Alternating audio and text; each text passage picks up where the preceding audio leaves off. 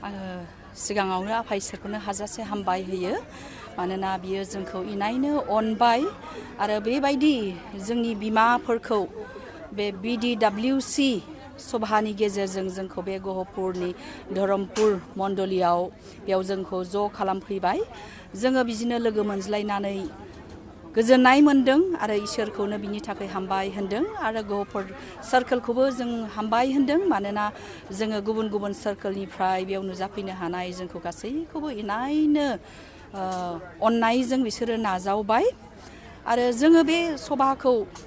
खुंनायजों लोगोसे जोंनि बिमाफोरनो जोङो गावजों गाव बेखौनो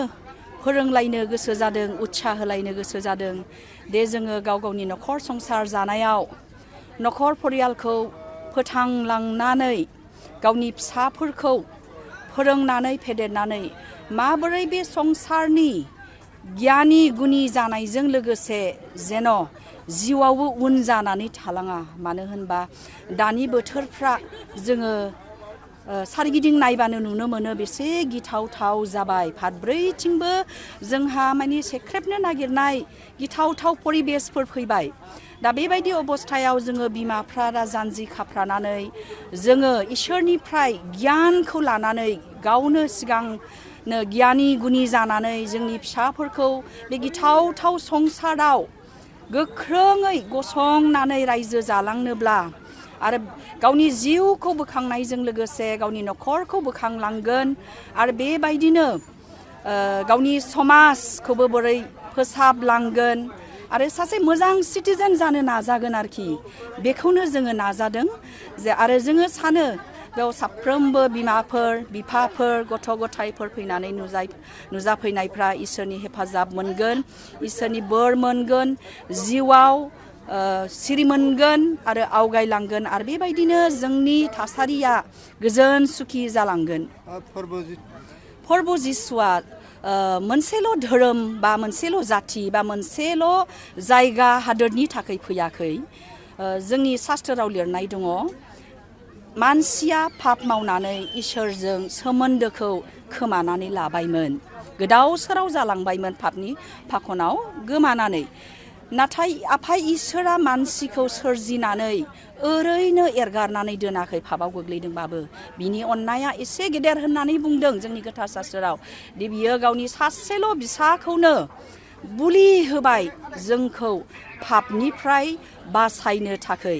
बिनिखायनो आङो सानो प्रभु जिसु ख्रिस्ट'आ खृष्टानफोरनिल' इसोर नङा मानोना बियो साफ्रोमबो मानसियानो इसोरजों दाजानाय मानसि साफ्रोमबो मानसिनि जिउआनो मुल्यबान आरो बे मानसिनि मुल्यबान जिउखौनो बासायनो बियो फैदों बिनिखायनो बियो संसारनि बासायगिरि गासैबो मानसिनिनो बासायगिरि आङो गहपुर नैबे गहपुर सार्कोलनि आन्दाराव थानाय बे धरमपुर मण्डलिखौ बिसेसकै हामबाय होनदों मानो होनबा बे गावसिनि मण्डलियाव बे प्रग्रामा जागोन होननानै थि खालामजानायनिफ्रायनो बिसोरो जानो हागौ गोबां खस्थ' सैबोबाय मावनायजों दांनायजों थाखा फैसा तैयार खालामनायजों जाया लोङा उन्दुआ गोबां खस्थ' खालामबोबाय आरो बेजों लोगोसे जोंनि BDWCनि प्रेसिडेन्टनिफ्राय लानानै गासैबो मावफुं आफाद मावथि हानजायानो गोबां खस्थ' लानानै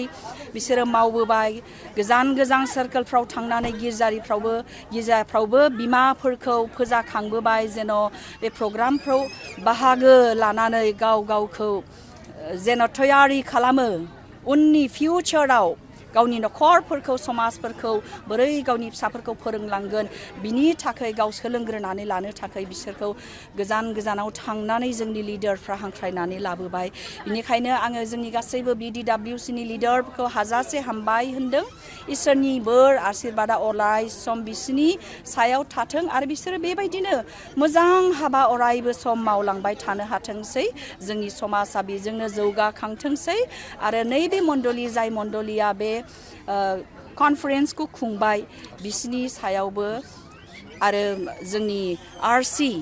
रिसेपसन कमिटि गासैबो मावफुं आफाद बिसनि सायाव इसोरा आग्लाय बिग्लाय गावनि अननाय बोरखौ दोनथोंसै जों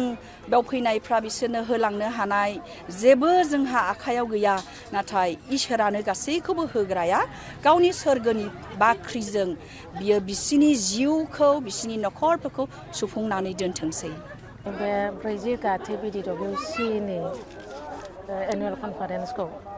जोङो गाजा गोमजायै खुंनाय जादों आरो बेवहाय गासै जोंहा 10टा सार्केलनिफ्राय सोद्रोमाफोर फैदों आरो बे सोद्रोमाफोरखौ लानानै जोंहा गिदिर मोनसे थांखि दङ बे थांखियानो जाबाय जोङो माबोरै जोंनि नखरफोरखौ सनानि नखर दानो गोजोन नखर दानो नैबेखौनो जों नोजोर लानानै खुंनाय जादों बेनिफ्राय जोंहा माखासे बाइबेलनिफ्राय फोरोंनाय टपिकफोर दंखायो होखादों दा नैबेखौ लानानै जोंनि जिबनखौ माबायदि सांग्रांथि खालामनांगौ बे गोब्राब मुगानिफ्राय नैबे बिषयफोरखौ लानानैनो जों बे प्रग्रामखौ बानायनाय जादों ओरैनो बे हाबाफारियाव बेसेबांसो मानसि थान्दैखौ बे हाबाफारियाव जों मैयासिमाव जोङो मोन्दों जोंनियावहाय 1700 जों मोन्दों नाथाय दिनै सानावहाय जों बांसिन मोननाय जाबाय गैयाबाबो जोङो 6,000-5,000सो जोङो सोद्रोमाफोरखौ मोननाय दिनैनि समाव आइजोफोर मावनो हायै जेबो खामानि गैया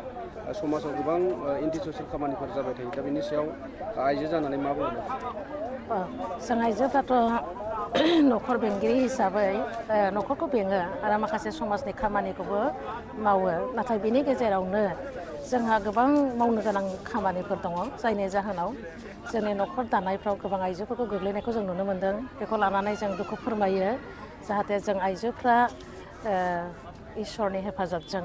जोंनि नखरफोरजों लोगोसे समाज फोसाबलांनायखौ जों हास्थायो बेयाव गाहाय आलासि महरै जोङो हांख्रायनानै लाबोदों रेभारेन्ड सन्जय खारजि बिथाङा बिडि बङाइगाव सार्केलनिफ्राय आरो बिनि उनाव जोङो आलासि महरै हांख्रायनानै लाबोदों मिसेस दने मुसाहारि बेयो साबजेक्ट टिचार क'क्राझार गभ एइचएस